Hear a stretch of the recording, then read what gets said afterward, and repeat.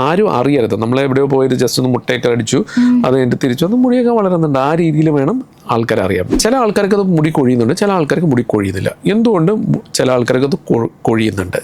Mainly എന്താണെന്ന് വെച്ചാൽ ഇതിനകത്ത് ഒരു റിസപ്റ്റർ ഉണ്ട്. അതായത് ഡൈഹൈഡ്രോ ടെസ്റ്റോസ്റ്ററോണിൻ്റെ, അതായത് ടെസ്റ്റോസ്റ്ററോണിൻ്റെ ആക്റ്റീവ് പാർട്ടാണ് DHTൻ്റെ റിസപ്റ്റേഴ്സ് ഉണ്ട്. ഈ റിസപ്റ്റേഴ്സ് ഉള്ള ഫോളിക്കളിൽ ഇവൻ കയറി പോയി ഒട്ടി നിൽക്കും. അപ്പോൾ അവൻ മെല്ലെ ഓവർ ടൈം അവന് ചെറുതാക്കിക്കൊണ്ട് മിനിയേച്ചറൈസ് ചെയ്തിട്ട് അവനെ കുഴിച്ച് കളയും. അതാണ് നടക്കുന്നത്. അപ്പോൾ നമുക്ക് ഈ റിസപ്റ്റർ ഇല്ലെങ്കിൽ നമുക്ക് മുടി നന്നായിട്ടുണ്ടാവും. ആംഗിൾ ഭയങ്കര ഇമ്പോർട്ടൻ്റ് ആണ്. കുത്തനെ നിൽക്കുക വെച്ചാൽ ലെസ് വിസിബിൾ ആയിരിക്കും. ആസ് ഫ്ലാറ്റ് ആസ് പോസിബിൾ ആണെന്ന് വെച്ചാൽ മോർ വിസിബിൾ ആയിരിക്കും. ചില ആൾക്കാരുടെ മുടി രസമാണ്, ചില ആൾക്കാരുടെ മുടി സ്ട്രെയിറ്റ് ഹെയർ ആണ്, ഇറ്റ് ബി ലെസ് വിസിബിൾ. ചില ആൾക്കാരുടെ മുടി വേവിയാണ്. വേവി മുടി ഫ്രണ്ടിൽ വെച്ചെന്ന് വെച്ചാൽ കാണാനുണ്ട്. കാര്യം വെച്ചാൽ വേവി ആകുമ്പോൾ length will be more, volume of hair will be more. പിന്നെ ലാസ്റ്റ് എന്ന് വെച്ചാൽ ചില ആൾക്കാരുടെ diameter of hair is very large. ചില ആൾക്കാരുടെ ഡയമീറ്റർ ഭയങ്കര ഇതായിരിക്കും. ഈ സോഫ്റ്റ് ഹെയർ എന്നൊക്കെ പറയുന്നത് ആക്ച്വലി ഡയമീറ്റർ കുറഞ്ഞിട്ടാണ്. പിന്നെ ചകിരിമാരത്തെ മുടി എന്നൊക്കെ പറയില്ല, അത് ഡയമീറ്റർ കൂടിയിട്ടാണ്. അപ്പോൾ ഡയമീറ്റർ കൂടിയ സാധനം വെക്കുക വെച്ചാൽ കുറവ് വെച്ചാലും കൂടുതലായിട്ട് തോന്നും. എസ്പെഷ്യലി അതിൻ്റെ കൂടെ വേവിനെസ്സും ഉണ്ടെങ്കിൽ, ചുരുണ്ട മുടിയൊക്കെയാണെന്ന് വെച്ചാൽ നന്നായിട്ട് തോന്നിക്കും.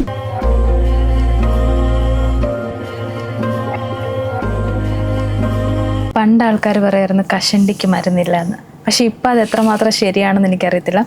കാരണം ഹെയർ ട്രാൻസ്പ്ലാന്റേഷനും അങ്ങനെയുള്ള ട്രീറ്റ്മെൻറ്റുകൾ വന്നിട്ടുണ്ട്. അപ്പോൾ ഡോക്ടറെ അടുത്ത് പറഞ്ഞ ഒരാൾ കഷണ്ടിയായിട്ട് വന്നു കഴിഞ്ഞാൽ ഡോക്ടർ എന്ത് ട്രീറ്റ്മെൻ്റ് ആയിരിക്കും ആൾക്ക് സജസ്റ്റ് ചെയ്യുന്നത്? അത് പാർട്ട്ലി കറക്റ്റാണ്, പാർട്ട്ലി തെറ്റുമാണ്. അസൂയക്കും കഷണ്ടിക്കും വരുന്നില്ല അല്ലേ? ഓക്കെ. അപ്പോൾ ഈ കഷണ്ടിക്ക് കുറേ നമുക്ക് ട്രീറ്റ്മെൻറ്റ് ഓപ്ഷൻസ് ഉണ്ട്. മരുന്നുമുണ്ട്, ട്രീറ്റ്മെൻറ്റ് ഓപ്ഷൻസും ഉണ്ട്. പക്ഷേ അതൊന്നും ഫലിക്കാത്ത ആൾക്കാരുമുണ്ട്. എല്ലാ ആൾക്കാർക്കും നമുക്ക് ട്രീറ്റ് ചെയ്ത് എല്ലാവർക്കും നല്ല മുടി കിട്ടാൻ പറ്റുന്നൊന്നും നമുക്ക് പറയാൻ പറ്റില്ല. ബട്ട് കുറേ കാര്യങ്ങൾ നമുക്ക് ചെയ്യാൻ പറ്റും.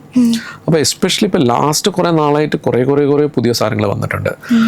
കോമൺലി സീൻ തിങ്സ് നമ്മൾ PRP എന്ന് പറഞ്ഞൊരു സാധനം, അതായത് നമ്മുടെ ബ്ലഡ് പ്ലേറ്റ്ലെറ്റ് റിച്ച് പ്ലാസ്മ, നമ്മുടെ ബ്ലഡ് എടുക്കുന്നു, എന്നിട്ട് അതിനകത്ത് നമ്മുടെ പ്ലേറ്റ്ലെറ്റിൻ്റെ കോൺസെൻട്രേഷൻ അറൗണ്ട് 5 times ആയിട്ട് നമ്മൾ കൂട്ടണം. അതാണ് ആക്ച്വൽ PRP എന്ന് പറഞ്ഞ സാധനം. ഇപ്പോൾ ജസ്റ്റ് ഒരു പ്രാവശ്യം സ്പിൻ ചെയ്ത് എന്നിട്ട് ആ റെഡ് സെല്ലെല്ലാം മാറ്റി ബാക്കി ട്രാൻസ്പെറൻസ് സാധനം എന്ന് വെച്ചാൽ അത് പ്ലാസ്മ എന്ന് പറഞ്ഞ സാധനം മാത്രമാണ്. അത് മാത്രം ഇഞ്ചെക്ട് ചെയ്തെന്ന് വെച്ചാൽ നമുക്ക് ആക്ഷൻ കിട്ടില്ല. ദേ വിൽ ടെൽ ഞാൻ PRP ചെയ്തു എന്നൊക്കെ പറഞ്ഞ് പേഷ്യൻസ് പറയുമായിരിക്കും, പക്ഷേ ആക്ഷൻസ് കിട്ടില്ല. നമ്മളുടെ അതിനകത്ത് ഇതെന്താണെന്ന് വെച്ചാൽ അതിൻ്റെ ഫണ്ടമെൻ്റൽ പ്രിൻസിപ്പിൾ എന്ന് വെച്ചാൽ 5 times to 8 times അത് കൂടണം. സാധാരണ ഒരാൾക്ക് ഇപ്പോൾ പല റേഞ്ചിന് 1 lakh to 4 lakhs ആണ് യൂഷ്വൽ പ്ലേറ്റഡ് കൗണ്ട് വരുന്നത്. അപ്പോൾ 1 lakh ഉള്ള ആൾക്ക് 5 lakhs to 8 lakhs വരണം. 4 lakh ഉള്ള ആൾക്ക് ഇറ്റ് ഷുഡ് ബി അതിന് കറസ്പോണ്ടിങ് ആയിട്ട് മേ ബി 20 lakhs വരേണ്ടി വരും. അപ്പോൾ അതാണ് അതിൻ്റെ കണക്ക് വരുന്നത്. അപ്പോൾ അങ്ങനെ നമ്മൾ എടുക്കുന്ന സമയത്താണ് ഈ PRP ഇഞ്ചെക്ട് ചെയ്യുന്നത്. മേ ബി PRP ഇഞ്ചെക്ട് ചെയ്യുന്ന സമയത്തൊക്കെ it will actually stimulate growth factors ആണ്. ബേസിക്കലി ഈ പ്ലേറ്റ്ലെറ്റിൻ്റെ അകത്ത് ഒരു 8 പ്രധാനപ്പെട്ട ഗ്രോത്ത് ഫാക്ടേഴ്സ് ഉണ്ട്. അപ്പോൾ ആ ലോക്കൽ ഏരിയയിലെ ഗ്രോത്ത് ഫാക്ടേഴ്സ് വന്നു എന്ന് വെച്ചാൽ it will actually stimulate your hair to grow. Okay. പിന്നെ ഇപ്പോൾ പുതിയതായിട്ട് നമ്മൾ ചെയ്യുന്നത് സ്റ്റെം സെൽസ് തെറപ്പിയാണ് ചെയ്യുന്നത്. ഈ PRP പറഞ്ഞപ്പോഴാണ് ഓർക്കുന്നത്, ഞാൻ ഇൻ്റർവ്യൂവിന് പ്രിപ്പയർ ചെയ്യുന്ന സമയത്ത് ഇങ്ങനെ നോക്കിയപ്പം ഇൻഫെക്ഷൻ ആയ കേസുകൾ ഇങ്ങനെ വന്നിട്ടുണ്ടായിരുന്നു. അപ്പോൾ എന്തുകൊണ്ടായിരിക്കും ഈ PRP ചെയ്യുമ്പോൾ നമുക്ക് ഇൻഫെക്ഷൻ ഉണ്ടാവുന്നത്? Unsterile technique. അൺസ്റ്റെറൈൽ ടെക്നിക്കാണ് കോമൺ റീസൺസ്. എപ്പോഴും എന്താണെന്ന് വെച്ചാൽ സ്കാൽപ്പിൽ ഇൻഫെക്ഷൻ, ഒന്നുകിൽ ലോക്കൽ ഇൻഫെക്ഷൻ അല്ലെങ്കിൽ അൺസ്റ്റെറൈൽ ടെക്നിക്ക്. ഈ 2 സാധനത്തിൽ മാത്രമേ നമുക്ക് ഇൻഫെക്ഷൻ വരാൻ സാധ്യതയുള്ളൂ. അല്ലെങ്കിൽ നമ്മൾ ഇമ്മ്യൂണോ കോംപ്രമൈസ്ഡ് ആളായിരിക്കണം, അങ്ങനെയൊക്കെ വരാന്ന് വെച്ചാൽ അപൂർവമായിട്ടൊക്കെ അങ്ങനെ വരാം. ബട്ട് യൂഷ്വലി PRPയിൽ വളരെ അപൂർവമായിട്ടാണ് അങ്ങനെ ഇത് ചെയ്യാറുള്ളത്. ബട്ട് ടെക്നീക്കിൻ്റെ ഇതുകൊണ്ടാണ് വരുന്നത്. നമ്മളുടെ സ്റ്റെറിലിറ്റി അത്ര നല്ല അല്ലെങ്കിൽ അത് വരാം. പിന്നെ ഇതിനകത്ത് കുറേ കാര്യങ്ങളെന്ന് വെച്ചാലും ഒത്തിരി PRP ട്യൂബ്സിലാണ് ചെയ്യുന്നത്. ആ ട്യൂബ്സൊക്കെ എപ്പോഴും കുറേ എണ്ണം വിദേശത്തു നിന്നൊക്കെയാണ് വരുന്നത്. ഇന്ത്യയിൽ പ്രൊഡക്ഷൻ ഉണ്ട്, നല്ല ക്വാളിറ്റി ട്യൂബ്സ് ഇന്ത്യയിൽ ഉണ്ടാക്കുന്നുണ്ട്. പക്ഷേ ലിമിറ്റഡ് ഇതാണ്. കുറച്ചും കൂടി ആൾക്കാർ പ്രിഫർ ചെയ്യുന്നത് വിദേശത്ത് നിന്ന് വരുന്ന ട്യൂബ്, കുറച്ചും കൂടി ചീപ്പറാണ്. അപ്പോൾ അതിനകത്തൊക്കെ സ്റ്റെറിലിറ്റി ഒന്നും നമുക്ക് ആർക്കും ഒന്നും എഷ്യൂർ ചെയ്യാൻ പറ്റില്ല. പ്രോബ്ലി അതൊക്കെ കൊണ്ടായിരിക്കാം അതങ്ങനെ വരുന്നത്. അപ്പോൾ ഈ എത്ര വയസ്സിലായിരിക്കും ഇത് ചെയ്യാൻ നമ്മൾ സജസ്റ്റ് ചെയ്യുന്നത്? See, when you feel that the hair loss is happening, then you can actually start early ഏജിൽ വേണമെങ്കിൽ നമുക്ക് ഡയറ്റും കാര്യങ്ങളൊക്കെ പറഞ്ഞാൽ അതിലൊക്കെ ഇമ്പ്രൂവ്മെൻറ്റ് കൊണ്ടുവരാം. But actual treatments much later എന്ന് വെച്ചാൽ കഴിയുന്നതും മാക്സിമം തള്ളി വേണം ട്രീറ്റ്മെൻറ്റ്സ് ലൈക്ക് നമ്മളിപ്പം ഹെയർ ട്രാൻസ്പ്ലാന്റ് ഒക്കെ ചെയ്യുന്ന as late as possible try to do it. But important കാര്യം എന്താണെന്ന് വെച്ചാൽ നമ്മളത് ചെയ്യുന്ന സമയത്ത് നമ്മളുടെ ആരും അറിയരുത്. നമ്മളെവിടെയോ പോയിട്ട് ജസ്റ്റ് ഒന്ന് മുട്ടയൊക്കെ അടിച്ചു അത് കഴിഞ്ഞിട്ട് തിരിച്ചു വന്ന് മുടിയൊക്കെ വളരുന്നുണ്ട്, ആ രീതിയിൽ വേണം ആൾക്കാർ അറിയാം. People should not know transplant ചെയ്തിട്ടുണ്ടോ അങ്ങേരുടെ മുടി അവൻ ട്രാൻസ്പ്ലാന്റ് ചെയ്ത മുടിയാണ്, അങ്ങനെ അറിയരുത്. എന്ന് വെച്ചാൽ that is your personal space, what you are doing is your personal thing അല്ലേ. അപ്പോൾ അറിയാത്ത രീതിയിൽ ചെയ്യണം. അപ്പോൾ അതുകൊണ്ട് കൂടുതൽ കൊഴിയുന്നതിന് മുമ്പ് നമ്മൾ എന്തെങ്കിലും കൊച്ചു കാര്യങ്ങളൊക്കെ ചെയ്ത് അത് ഇമ്പ്രൂവ് ചെയ്യാൻ നോക്കണം. നമ്മൾ പെൺകുട്ടികൾക്ക് ഇത് ചെയ്യാൻ പറ്റുമോ? ബട്ട് പ്രധാനമായിട്ട് പെൺകുട്ടികൾ ഒരു മേ ബി ഒരു 1% ആൾക്കാർക്കൊക്കെ റിക്വയർമെൻറ്റ് വരാറുള്ളൂ. മിക്കവാറും ആൾക്കാർക്ക് അതൊന്നും ഇല്ലാണ്ട് നമുക്ക് വേറെ ട്രീറ്റ്മെൻറ്റ് മൊഡാലിറ്റീസിൽ ഹെയർ ഗ്രോത്ത് വരാം. എന്ന് വെച്ചാൽ ഞങ്ങളിപ്പോൾ നോക്കുകയെന്ന് വെച്ചാൽ ലെസ് ദൻ 1% നമ്മൾ ലേഡീസിന് നമ്മൾ ട്രാൻസ്പ്ലാന്റ് ചെയ്ത് കൊടുക്കാറുള്ളൂ. പുരുഷന്മാർക്കാണല്ലോ നമ്മൾ കഷണ്ടി കണ്ടു തുടങ്ങുന്നത്, സ്ത്രീകൾക്കപ്പോൾ വരാറുണ്ടോ ഈ 1%? അല്ലെങ്കിൽ പിന്നെ വരാറുണ്ട്? ഭയങ്കര കോമൺ ആണ്. ആക്ച്വലി നമ്മൾ ഒന്ന് ശ്രദ്ധിച്ച് നോക്കുകയെന്ന് വെച്ചാൽ സൊസൈറ്റിയിൽ നോക്കുകയെന്ന് വെച്ചാൽ കുറച്ചും കൂടി എൽഡർലി ആൾക്കാരുണ്ടല്ലോ, എത്രയോ ആൾക്കാരുണ്ട് മുടി വളരെ കുറവുള്ള ആൾക്കാരുണ്ട്, ഭയങ്കര കോമൺ ആണ്. അതായത് they say that 40% of males by the time they are 40 will be balding, and 50% of females by the time they are 50 are going to have hair loss. Late ആണ്, പക്ഷെ വരും. ഡോക്ടറിന് നമുക്ക് ഹെയർ ട്രാൻസ്പ്ലാന്റേഷനെ കുറിച്ച് നോക്കാം. അപ്പോൾ എങ്ങനെയാണ് അതിൻ്റെ പ്രൊസീജിയറും കാര്യങ്ങളും ഒക്കെ? ഓക്കെ, ഹെയർ ട്രാൻസ്പ്ലാന്റ് ഫണ്ട എങ്ങനെയാണെന്ന് വെച്ചാൽ നമ്മളുടെ ബോഡിയിൽ തലയിൽ കുറേ ഹെയർ ഉണ്ട്, അതിനകത്ത് കുറേ എണ്ണം കൊഴിഞ്ഞു പോകും, കുറേ എണ്ണം അവിടെ തന്നെ നിൽക്കും. നമ്മളിപ്പോൾ ഒരു ഏറ്റവും കഷൻ്റെ ആൾ കാണിച്ചാലും ബാക്കിൽ കുറച്ച് മുടി അവിടെ ഉണ്ടായിരിക്കും. ഓക്കെ, ഇതെന്താണെന്ന് വെച്ചാൽ ചില ആൾക്കാർക്ക് അത് മുടി കൊഴിയുന്നുണ്ട്, ചില ആൾക്കാർക്ക് മുടി കൊഴിയുന്നില്ല. എന്തുകൊണ്ട് ചില ആൾക്കാർക്ക് അത് കൊഴിയുന്നുണ്ട്? മെയിൻലി എന്താണെന്ന് വെച്ചാൽ ഇതിനകത്ത് ഒരു റിസപ്റ്റർ ഉണ്ട്, അതായത് ഡൈഹൈഡ്രോ ടെസ്റ്റോസ്റ്ററോണിൻ്റെ, അതായത് ടെസ്റ്റോസ്റ്ററോണിൻ്റെ ആക്റ്റീവ് പാർട്ടാണ് DHTൻ്റെ റിസപ്റ്റേഴ്സ് ഉണ്ട്. ഈ റിസപ്റ്റേഴ്സ് ഉള്ള ഫോളിക്കളിൽ ഇവൻ കയറി പോയി ഒട്ടി നിൽക്കും. അപ്പോൾ അവൻ മെല്ലെ ഓവർ ടൈം അവന് ചെറുതാക്കിക്കൊണ്ട് മിനിയേച്ചറൈസ് ചെയ്തിട്ട് അവനെ കുഴിച്ച് കളയും. അതാണ് നടക്കുന്നത്. അപ്പോൾ നമുക്ക് ഈ റിസപ്റ്റർ ഇല്ലെങ്കിൽ നമുക്ക് മുടി നന്നായിട്ടുണ്ടാവും. ഓക്കെ, അപ്പോൾ നമ്മളെന്താ ചെയ്യുന്നതെന്ന് വെച്ചാൽ യൂഷ്വലി നമ്മൾ പെർമനൻറ്റ് സോൺ ഉണ്ട്, അതായത് തലയുടെ ബാക്കിലാണ് യൂഷ്വലി പെർമനൻറ്റ് സോൺ എന്ന് പറഞ്ഞിട്ട് ഉണ്ടാവുന്നത്. അതാണ് ഞാൻ ഈ റാമാരത്തൊരു ഏരിയയിലുണ്ടല്ലോ, അതെടുത്ത് ആ മുടി എടുത്തിട്ട് നമ്മൾ എവിടെ കൊണ്ടുവച്ചാലും റിസപ്റ്റർ പുതിയതായിട്ട് മുളച്ച് വരുന്നില്ലല്ലോ. അപ്പോൾ അവൻ it will show donor dominance. Donor site എങ്ങനെയാണോ അതിൻ്റെ ആക്ടിവിറ്റി അതായിരിക്കും എവിടെ കൊണ്ടുവച്ചാലും വരുന്നത്. അപ്പോൾ തലയുടെ ബാക്കത്തെ മുടി കൊഴിഞ്ഞു പോകുന്നില്ലെങ്കിൽ അത് നമ്മൾ തലയുടെ ഫ്രണ്ടിൽ കൊണ്ടുവച്ചാലും നമ്മൾ മുഖത്ത് കൊണ്ടുവച്ചാലും അല്ല നമ്മുടെ കയ്യിൽ കൊണ്ടുവച്ചാലും അത് അവിടെ തന്നെ ഉണ്ടാവും. It will stay as long as it is there in the original site. നമ്മൾ ഒറിജിനൽ സൈറ്റിൽ എത്ര നാളിരിക്കണോ അത്ര നാൾ ഇവിടെ ഇരിക്കും, അല്ല തലയുടെ വയ്ക്കാൻ അവിടെ ഇരിക്കും. അതാണ് അതിൻ്റെ പ്രിൻസിപ്പിൾ. അപ്പം നമുക്ക് പല ആൾക്കാർക്കും നമ്മൾ തലയുടെ ബാക്കിൽ നിന്ന് മാത്രം എടുത്തിട്ട് നമുക്ക് ഫ്രണ്ടിലോട്ട് വയ്ക്കാം.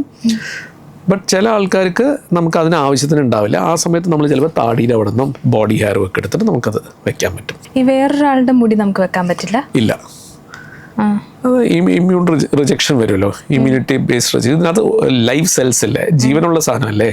അതായത് മുടിക്ക് ജീവനില്ല, ഹെയർ റൂട്ടിന് ജീവനുണ്ട്. ഹെയർ റൂട്ടിൻ്റെ അവിടെ ശരിക്കും പറഞ്ഞാൽ സ്റ്റെം സെൽസ് വരെ ഉണ്ട്. ഈ സ്റ്റെം സെൽസിനൊക്കെ ജീവനുള്ള സാധനങ്ങളാണ്. ഇറ്റ് ക്യാൻ ആക്ച്വലി പല ഇതായിട്ടും ഇൻക്രീസ് ചെയ്യാം. അതായത് അതാണ് ഇപ്പോൾ പുതിയതായിട്ട് നമ്മൾ ഇത് വരുന്നതെന്ന് വെച്ചാൽ ആ സ്റ്റെം സെൽസ് ഉപയോഗിച്ചിട്ട് ന്യൂ ഹെയർ കൻ ഗ്രോ.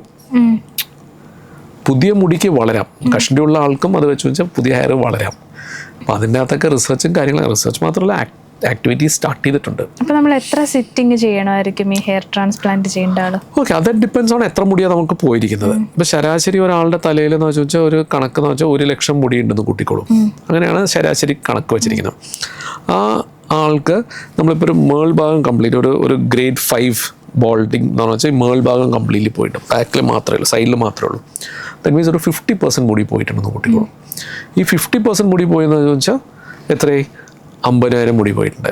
ഈ 50,000 മുടിക്ക് നമുക്ക് റീകൺസ്ട്രക്ട് നല്ല തിക്കായിട്ട് വേണമെന്ന് വെച്ചാൽ അതിൻ്റെ 50% ഉണ്ടെങ്കിൽ ഞാൻ പറഞ്ഞില്ലേ 100 ഫോളിക്കിൾസ് ആണ് ഒരു സ്ക്വയർ സെൻറ്റിമീറ്ററിലുള്ളത്, അത് 50 ഫോളിക്കിൾസ് അയച്ചാൽ നല്ല തിക്കായിട്ട് നമുക്ക് തോന്നും.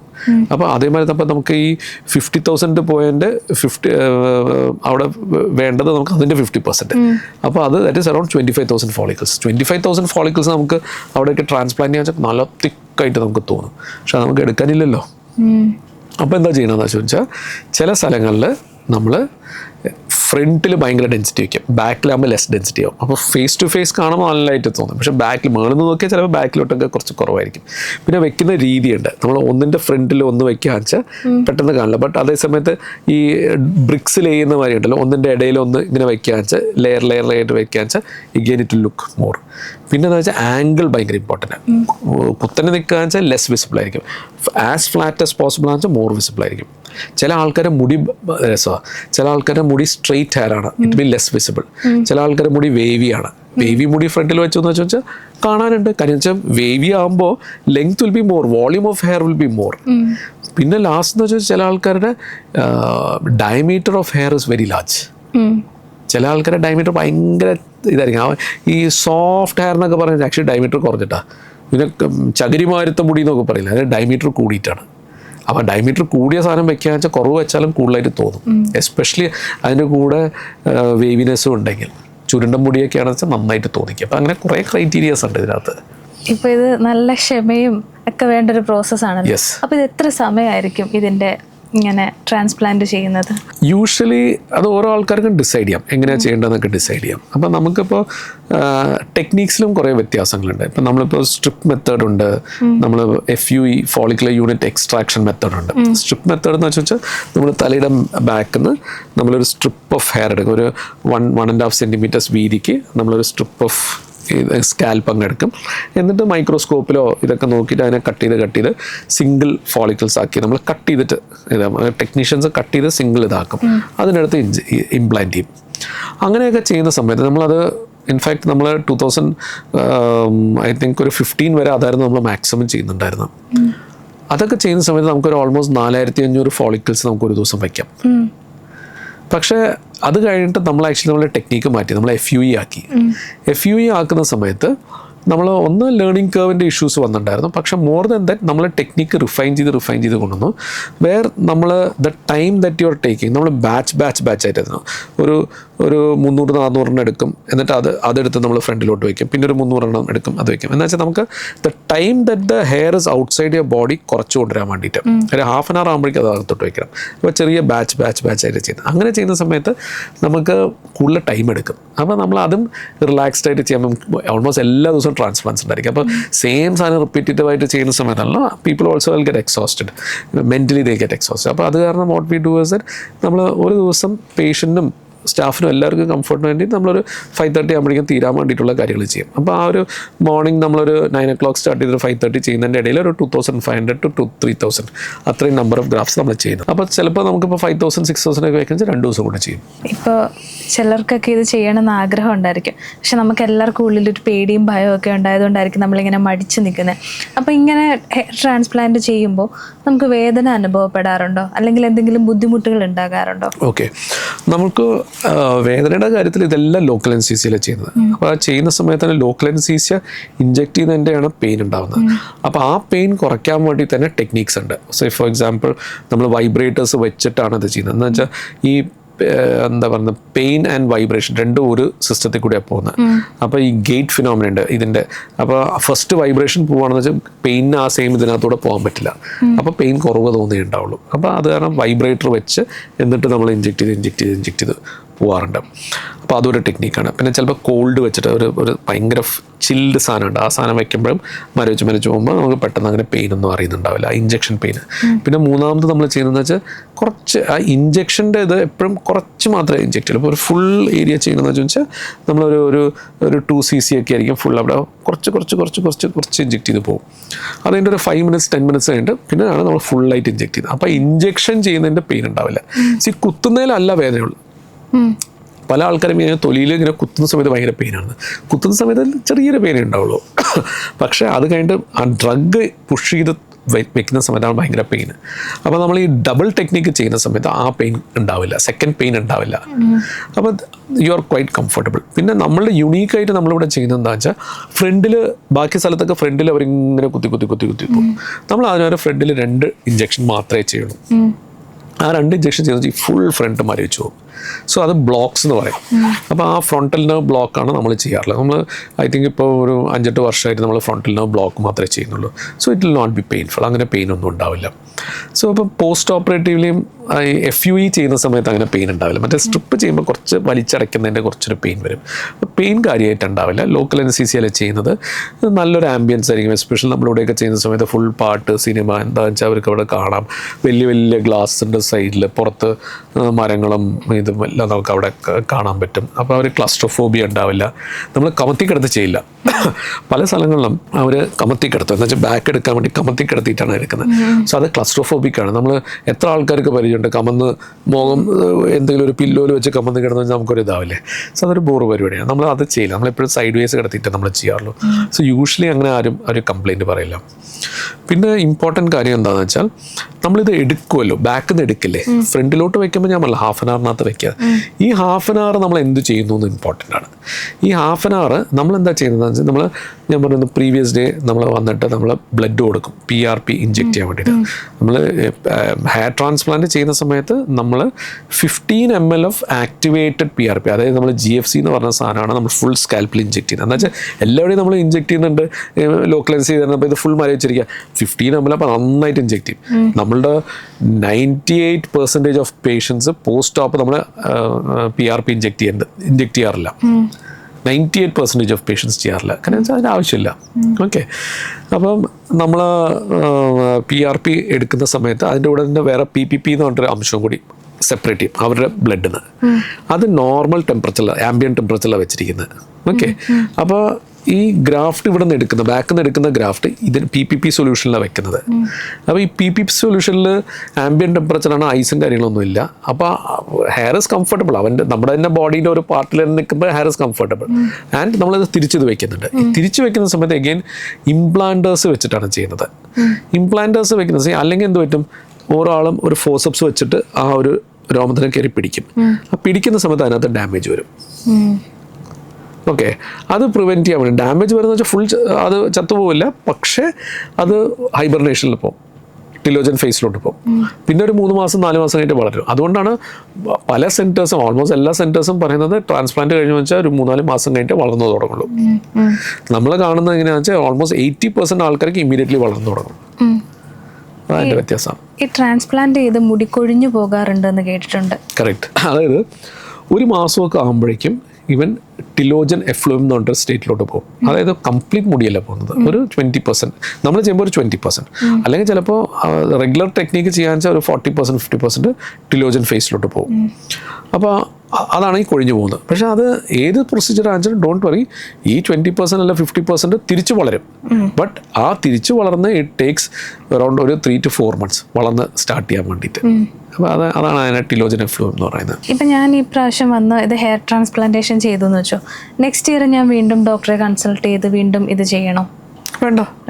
അതിൻ്റെ ആവശ്യമില്ല. ആവശ്യമുണ്ടെങ്കിൽ മാത്രം ചെയ്താൽ മതി. കാര്യം എന്ന് വെച്ചാൽ നമ്മളിത് വെക്കുന്ന സ്ഥലമുണ്ടല്ലോ, അവിടെ കുറേ നേറ്റീവ് ഹെയർ ഉണ്ട്. ആ നേറ്റീവ് ഹെയർ കൊഴിഞ്ഞു പോകാമല്ലോ. ആസ് ഏജിങ് ഇസ് കണ്ടിന്യൂ ചെയ്യുന്നു. അപ്പോൾ നേറ്റീവ് ഹെയർ കൊഴിഞ്ഞു പോകാം. നമ്മൾ നേറ്റീവ് ഹെയർ പോകാണ്ടിരിക്കാനുള്ള കുറേ വിദ്യകളൊക്കെ പറഞ്ഞു തരും. പക്ഷേ എല്ലാ ആൾക്കാരും അത് ഫോളോ ചെയ്യണമെന്നില്ല. ഫോളോ ചെയ്യാൻ you will be able to retain it for much longer time. But any time that goes off you might have to do more. Doctor, അപ്പോൾ എന്തൊക്കെ കാര്യങ്ങളായിരിക്കും ഈ ട്രാൻസ്പ്ലാന്റ് ചെയ്ത ഒരു വ്യക്തി ശ്രദ്ധിക്കേണ്ടത്? ഓക്കെ, ഈ ട്രാൻസ്പ്ലാന്റ് കഴിഞ്ഞിട്ട് നമ്മൾ കുറേ ഇത് പറയും, ഫുഡിൻ്റെ കാര്യങ്ങളൊക്കെ പറയും. അത് മാക്സിമം ഫോളോ ചെയ്യാൻ നോക്കുക. സ്മോക്കിംഗ് അവോയ്ഡ് ചെയ്യുക. Okay, stress and all is part of our life. അത് നമുക്കൊന്നും ചെയ്യാൻ പറ്റില്ല. ബട്ട് ഈ 2 സാധനങ്ങളും നമ്മളൊന്ന് ശ്രദ്ധിക്കുക. പിന്നെ അത് കഴിഞ്ഞിട്ട് look after your hair well. എന്ന് വെച്ചാൽ അനാവശ്യമായിട്ട് അതിനെ പോയി ഷാമ്പൂ ചെയ്യരുത്. നമ്മളിപ്പോൾ എന്താ പറയുക, ഡാൻഡ്രഫൊക്കെ ഉണ്ടെന്ന് വെച്ചാൽ അതിനൊരു കെയർ കൊടുക്കുക. ഇത്രയൊക്കെ തന്നെ ചെയ്യേണ്ട കാര്യമുള്ളൂ. അല്ലാണ്ട് you don't have to do anything specifically for the transplanted hair. Doctor, ഈ ഹെയർ ട്രാൻസ്പ്ലാന്റേഷൻ അല്ലാതെ നമുക്ക് എന്തൊക്കെ കാര്യങ്ങൾ ചെയ്യാൻ പറ്റും? ഹെയർ ട്രാൻസ്പ്ലാന്റ് അല്ലാണ്ട് ഞാൻ നേരത്തെ പറഞ്ഞിട്ടുണ്ടായിരുന്നു, ഡ്രഗ്സ് ഞാൻ പറഞ്ഞിട്ടുണ്ടായിരുന്നു. പിന്നെ ലോ ലെവൽ ലേസേഴ്സ് ഉണ്ട്, ചില ലേസേഴ്സ് ഉണ്ട്, ലോ ലൈറ്റ് ലേസേഴ്സ് ഉണ്ട്. അത് ചെയ്തു വെച്ചാൽ that also stimulate hair growth. പിന്നെ എന്താ ചോദിച്ചാൽ ഇപ്പോൾ പുതിയതായിട്ട് വന്നിട്ടുള്ള നമുക്ക് കുറേ സൊല്യൂഷൻസ് അവൈലബിൾ ആണ്. അപ്പം ഈ സ്റ്റെം സെൽസിനെ ആക്ടിവേറ്റ് ചെയ്യുന്ന സാധനങ്ങളുണ്ട്, റിഡൻസൽ, കാപ്റ്റോപ്രിൽ, ബൈക്കാപ്പിൽ എന്നൊക്കെ പറഞ്ഞ സാധനങ്ങളൊക്കെ ഉണ്ട്.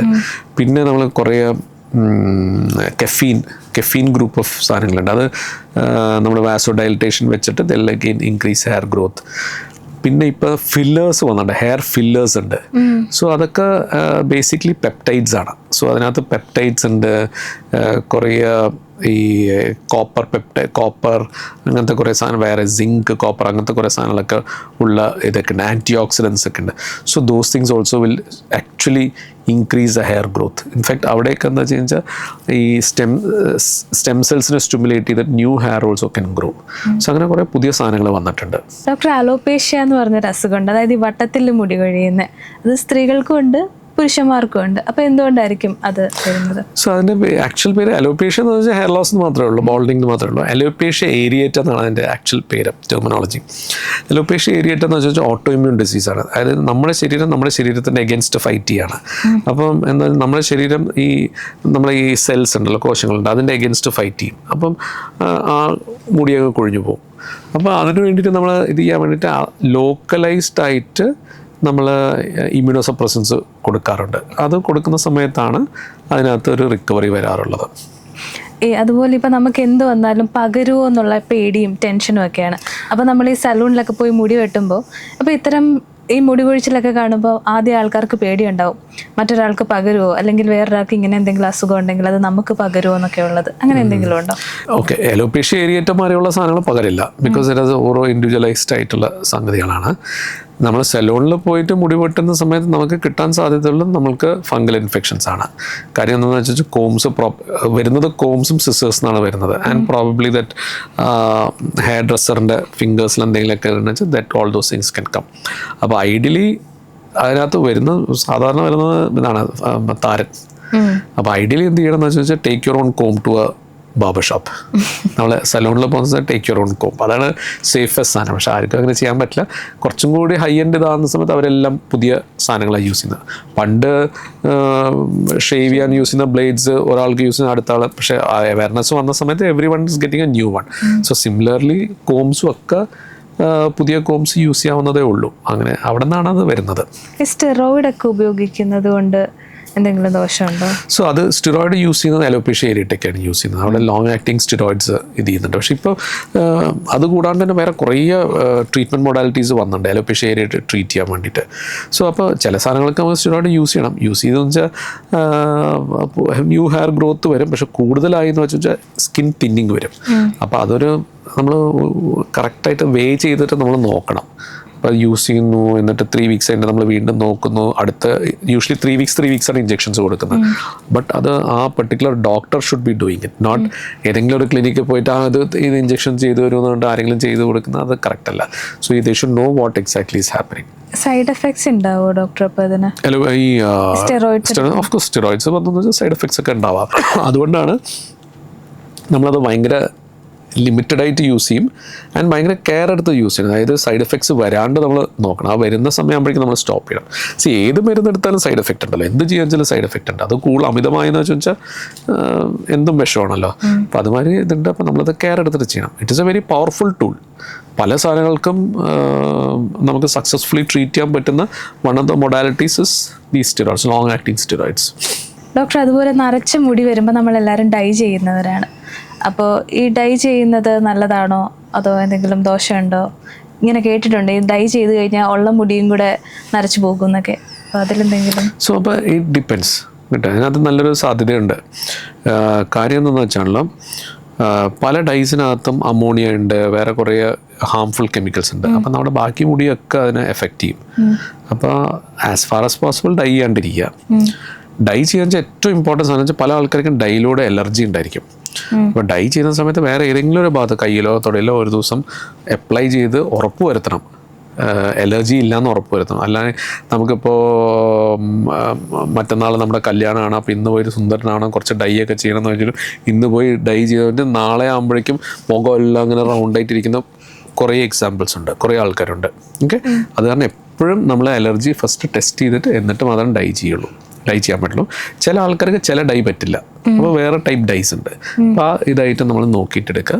നാച്ചുറൽ ഡൈസ് ഉണ്ടെങ്കിൽ that is much better than ഈ ആർട്ടിഫിഷ്യൽ സാധനങ്ങൾ. ഡോക്ടർ അത് പറഞ്ഞപ്പോഴാണ് ഈ ഡൈ ഉപയോഗിക്കാൻ മടിയുള്ള പല ആൾക്കാരും ഹെന്ന ചെയ്യാറുണ്ട്. ഈ ഹെന്ന നല്ലതായിരിക്കും അപ്പോൾ? സോ ഓക്കെ, ഈ ഹെന്ന എന്ന് പറയുന്ന സാധനം ഉണ്ടല്ലോ, നമ്മൾ സാധാരണ ഹെന്ന എന്ന് പറയുമ്പോൾ നാച്ചുറൽ പ്രോഡക്റ്റ് ആണ്. പക്ഷെ നമുക്കിപ്പോൾ മാർക്കറ്റിൽ കിട്ടുന്ന മെജോറിറ്റി ഹെന്ന ആ കെമിക്കൽസ്. ആ chemicals is always dangerous. Natural henna is always good. നമുക്ക് കിട്ടാൻ ബുദ്ധിമുട്ടാണ്. അപ്പോൾ ഇന്നത്തെ വീഡിയോ എല്ലാവർക്കും ഉപകാരപ്രദമായെന്ന് വിശ്വസിക്കുന്നു. മറ്റൊരു വീഡിയോയുമായി വീണ്ടും കാണാം. Thank you doctor. Thank you.